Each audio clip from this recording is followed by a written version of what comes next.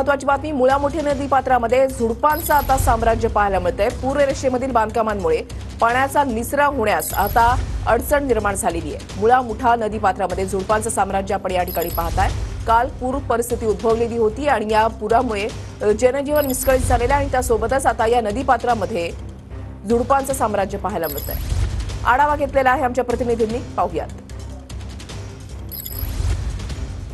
एकतानगर परिसरामध्ये पाणी जे आहे ते वस्तीमध्ये मोठ्या प्रमाणावरती शिरलेलं होतं। मात्र खरं तर ज्या भागामध्ये पाणी शिरलं त्या मुळा मुठा नदी पात्राबाहेरची ही परिस्थिती आपण सध्या पाहतोय की पाणी नेमकं वस्तीमध्ये का शिरलं याचं उदाहरण जे आहे ते आपल्याला माध्यमातून पाहायला मिळतंय।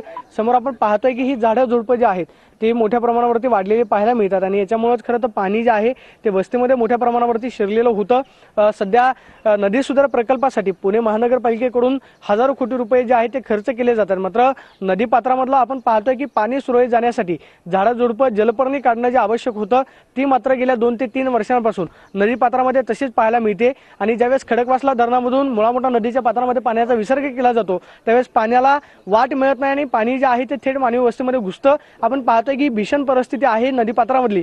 मुळा मुठा नदी पात्रामधलं हे पात्र जे आहे ते खरं तर झाडं झुडपं रोडमुक्त जे आहे ते करायला हवं होतं, मात्र यावरती काम झालं नाही। त्यामुळे पाणी जे आहे ते थेट मानवी वस्तीमध्ये शिरण्याचा धोका जो आहे तो संभवतोय। कॅमेरा पर्सन अभिजित पिसेसून मी प्रदीप कापसे, TV9 मराठी, पुणे।